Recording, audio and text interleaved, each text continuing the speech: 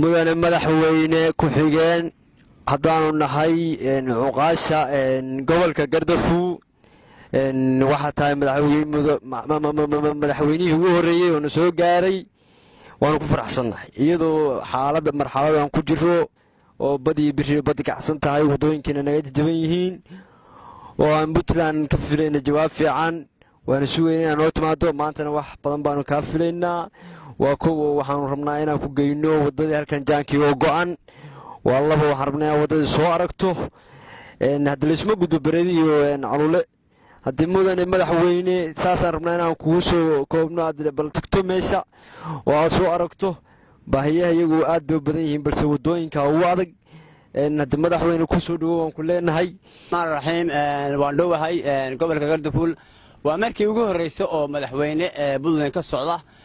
uu yimaado Gardafu waxa la dhihi jiray waxa weeye gaariwaa maanta waxaan maleynaa inay gaariwaa dambe aan la oran doonin waa la socdaa oo roobabkii da'ay khasaaro badan ayay keeneen waa u koranaa insha Allah khasaarahana meel kasta Puntland oo kamid ah khasaarahaas waa ka jiray dhibkana waa inala qabay insha Allah waa midaan ka baxayno haddana waqti badan ma haysto waxaan inii waday alaab ayaan inii waday alaabta aan inii wadayna waxaan rabaa hadda insha Allah in aan inii qaybiyo waxa kamid ah alaabta waxa kamid ah alaabta baalaha kan ayaa kamid ah waa kana noocyada tan weeyaan waa gabdhaha ayaa iyo baa xirxiranaya waa kuwaas baalahaas weeye waxa kale oo inii waday alaab kale baan inii waday waa kana waa baalaha waxa isticmaala dumarka ayaa isticmaala waa noocyo badan bay isugu jiraan waxa sameeyay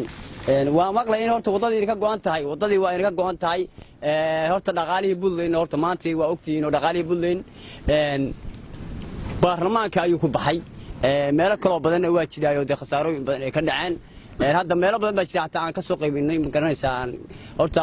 laakiin alaabta ugu muhiimsan horta Gardafu baa ka qaybinay waa kuwa kan alaabta ugu muhiimsan Gardafu baa ka qaybinay marka waa ogaa wadada inay go'an tahay inta aan dhaqaale helin waxa sameeysan gaari soo marimayo balse awr iyo waxba jiro oo qarka marayay bal awrtiina iyo wixii siirta salaamu calaykum waraxmatullaahi wabarakaatuh waqtana ma ayo garow waa laga suuqay madaxweyne waxa ka suuqaynaa wadano dhisto waxa ka suuqaynaa noo kanto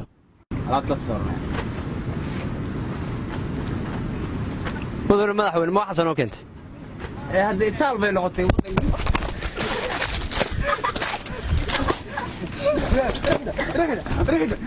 madaxweyne ma xasan oo keentay madaxweyne نضف نوبح هولك نوبح هولك بح هولك نوبح هولك هاو المدحوينه هوشي waa la fahmay in ay hawsha wadna siyaasadda haydo in aan leena ka horeyn gobolka Caluula inay qolada federaalka oo dawladda dhexe inaynan ka horeyn hawsha waa la fahmay hawsha waa la fahmay alaabtan geeyana madaxa laga la dhacay horta waan furay gobolkii garoonka waan furay balse dadkii way la fahmeen siyaasadda ahayd inaan kaga horeyno federaalka ma laha Caluula ma ogtahay arwa kuwa guud